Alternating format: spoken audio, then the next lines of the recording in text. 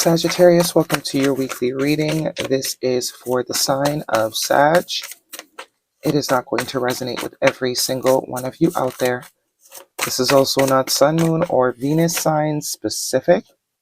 Any Sagittarius placement that you resonate with, some of the messages may also resonate with you. At the end of the reading, I will pull you some oracles, give you a little bit more guidance for the week. I do only take jumper Sag, so I appreciate the patience. Time is elusive. We are all on different timelines. For some of you, this is old news. For some of you, this is current energy. And for others, this could definitely be more future focused. As well as readings are going to be opened up for a little bit. All of that information will be linked and listed in the description box. All right, Sag, first card for you this week. Your strongest energy is the Six of Cups. We also have here the 10 of Cups and the 5 of Swords. Interesting. Lots of cups so far for you. I do get there's a little bit of confusion surrounding a certain connection in your life, whether that is a friend, a family member, or a lover. There's a little bit of confusion, or there's something you're not seeing. Because that 5 of Swords, this depiction always makes me feel like, the higher self is trying to tell us something, but we're either ignoring it or we're not understanding. So then they get aggressive, right? They're no longer going to scream from over here. They're going to come and poke your eyes out until you see what you need to see. But the 6 of Cups, a sense of nostalgia, a sense of reminiscing. Ace of Cups, lots of cups. This is definitely a matter of the heart here. Focused on some sort of connection that is very important to you, or you are very important to someone. This could be someone else's energy as well. You know your story, put yourself where you fit. But that Ace of Cups, it's almost as if somebody wants to work on something, fix something, bring the love back into something, because there's still a lot of love there. The Ace of Cups is always a sense of renewal, making something, putting love back into something, bringing something to life. Could also be new love, but I'm not getting that, especially with the 6 of Cups and 10 of Cups. This is definitely, to me, representing an existing relationship. 10 of Swords, two tens in your present moment. Yeah, so I think the choice is between staying or going. Putting the effort into renewing this and putting life back into it, or just completely, walking away. Because that 10 of Cups and 10 of Wands is two very different energies. 8 of Wands. The 8 of Swords now have 2 8s and Major Arcana, the Death card, your only Major Arcana. Bottom of the deck is the 9 of Pentacles. So it's definitely a decision as to whether to stay or go. Whether this is you or someone that you're connected to. The Death card can also be a sense of, do I end it? Or do I end it to rebirth it, to make it new again? There's a lot of confusion around this. The 8 of Swords and the 5 of Swords, a lot of stress, a lot of sleepless nights. Last year was an 8-year. So this could have started last year. And it's becoming stronger and stronger. It's getting harder to ignore for whatever reason. Because I think, decisions to be made here at the Knight of Pentacles. Very slow moving energy. 8 of Cups. So that's your third 8. A lot of energy of walking away here.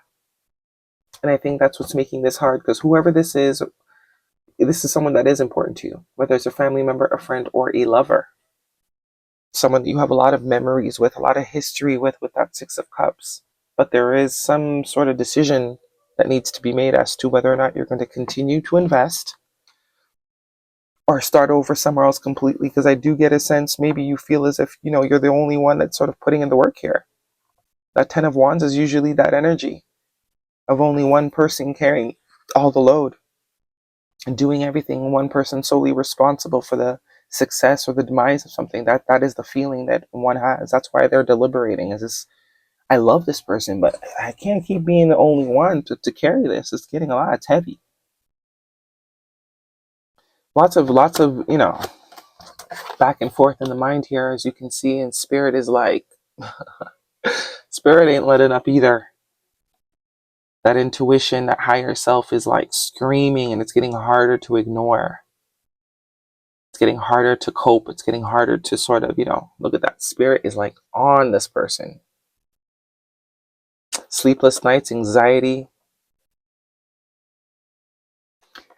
But this is a decision that is long overdue. Long overdue. There's a sense of Eight of Pentacles. Yeah, lots of eights. You literally have every single eight here. The Eight of Pentacles, the Eight of Cups, the Eight of Wands, and the Eight of Swords. So it could be some sort of karmic energy, a karmic lesson. Or this is something you and this person always do, and it's getting tiring. But the Eight of Pentacles, yeah, and the Seven of Cups, confusion. I don't know. Should I work on it, or literally, this is literally, should I work on it, or should I leave this ish alone? So you keep going back and forth. Keep going back and forth. Work on it or leave it alone. Walk away. Start over. Don't know what to tell you. Don't know what to tell you. Because there's still love here, obviously. And there is opportunity for this to transform. Because the Ace of Pentacles, the Ace of Cups and the Death card says, if you were to try and fix it, it would probably work. But it's like, I think you've been trying to fix it for a while. This Seven of Wands could signify you maybe need to take some space in order to think clearly. If you are around this person trying to make this decision, it's 10 times harder. I think the best way to sort of know what you truly desire, what's truly going to resonate with you, is to create distance. And that distance is going to really tell you how you feel. If you're trying to make the decision around the person, that's what's creating the confusion. But once this distance is created, then your thoughts are only yours. There's no projecting. You're either going to really miss this person or you're going to feel free. And that's going to tell you what you need to do. If you feel a sense of freedom, then there we go. That's your answer. See, the Seven of Wands is going to create the clarity. There is a sense of solitude that needs to be had here. Because trying to make the decision within the company of whoever you're trying to make the decision of is not going to get you there. That's what's prolonging it. So some distance is required. A break is needed. And you're either going to feel one of two things. You're going to miss the shit out of this person and decide, you know what, I want to fix this. Or you're like, damn, this feels good. I like it here. And that's going to create the movement forward, because that's what the Chariot is all about. You could be dealing with a Cancer. But the Chariot cannot move unless both minds are on the same trajectory. Unless these guys both got the same GPS coordinates, they're both agreeing that this is where we're going, it can't move. That's what creates the stagnation, the confusion, and look, we have the Fool card here, which is that freedom. The freedom to just do whatever, but freedom nonetheless, mentally especially, because there's a lot of mind effing going on here that it's not even the other person, it's hard to make this decision. So if you need to make some sort of decision on a relationship in your life, the key is to sort of create distance and make the decision. You need to just be with your own thoughts. Okay, guidance please for Sagittarius if this is a romantic reading. But either way, there's going to be a conversation and a decision will be made, because we have the Eight of Wands and the Chariot, which is movements. Whether it's you moving away from this or you being able to make a decision and create progress. But I think what's actually keeping you here is the fact that you've already invested so much time.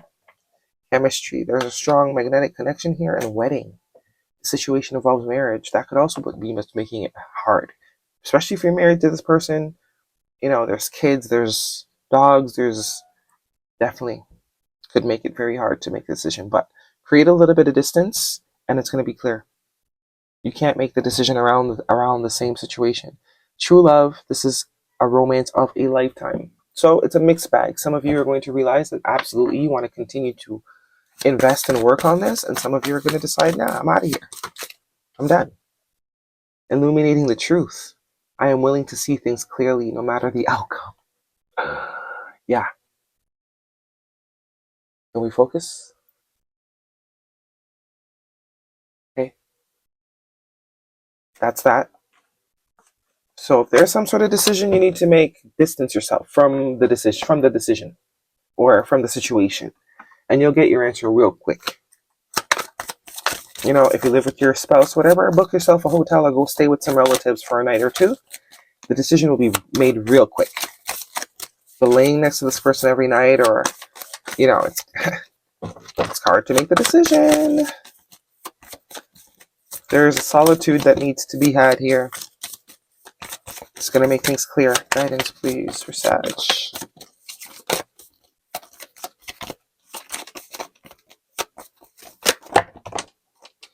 Get more information and let go.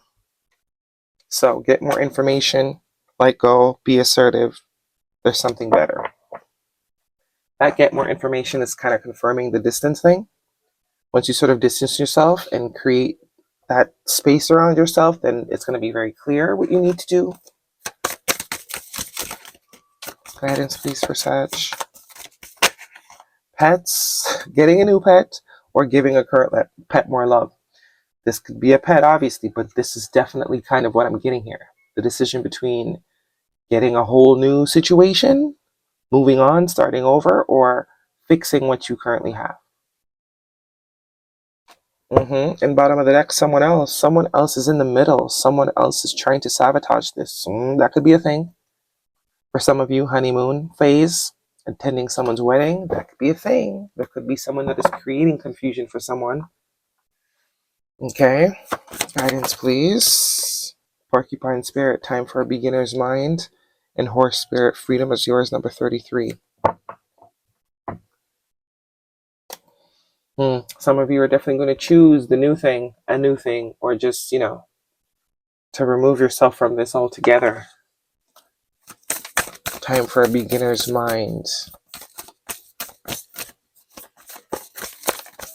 Porcupine spirit is also an energy of being prickly on the outside, but having a vulnerable side that maybe has not been seen or shown.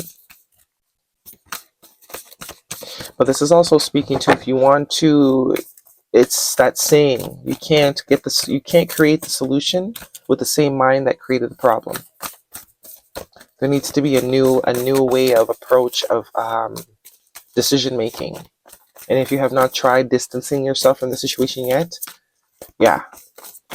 Because I think most of you are trying to make the decision while still dealing with the person.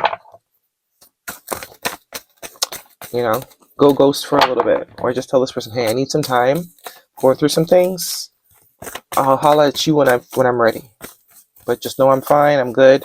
Just give me some space. Don't call me for a little bit. Don't call me, I'll call you. And in those times of not talking to the person, it's going to make it very clear. Look at the bigger picture. Full moon in Sagittarius. That is your energy. So there's a bigger picture. You're too close to the situation. That's exactly what this is. You're too close to the situation, so it's hard for you to see what you need to see in order to execute. You need to step back a little bit to get the whole perspective. Then you can make more informed decisions. Yeah? Let's get you one of these and we'll wrap it up. Sagittarius.